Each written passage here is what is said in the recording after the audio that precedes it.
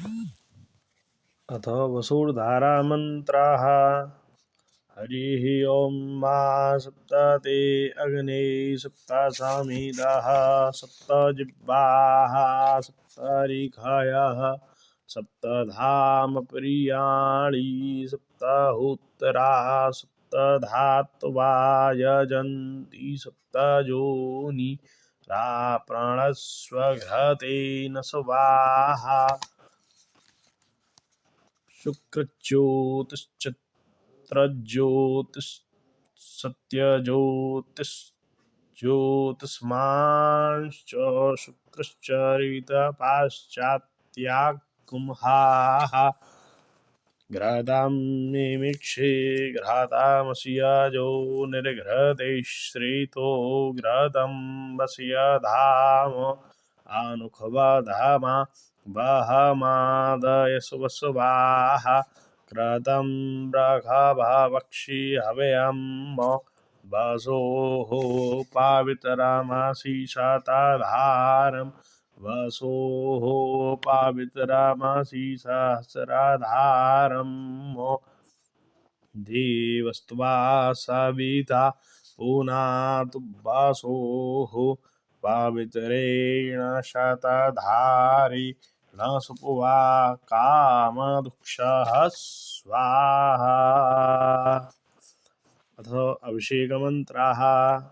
हरिः ॐ मा आपो हिष्ठामयो भुवस्तान ऊर्जे दधातनो महेरणाय चक्षासे यो वः शिवतामो रसस्तस्य भाजयते हनः उशतीरिव मातरः तस्मा अरङ्गमामवो यस्य क्षयाय जिन्वथ आबु जनयथा च नः देवस्यत्वा सवितुः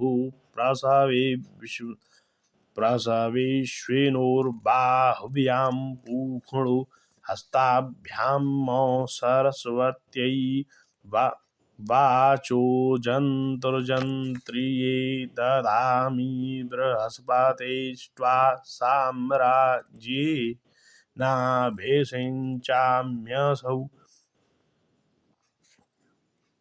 अन्नपातेन्नस्य नो देय्यानामि वस्य सुस्मिडाः प्रप्रदातारन्ता रेख ऊर्जन्नो देहि द्विपदे शाञ्चतुष्पदे द्यौः शान्तिरन्तरिक्षगुं शान्तिः पृथिवी शान्तिरापः शान्तिरोषधयः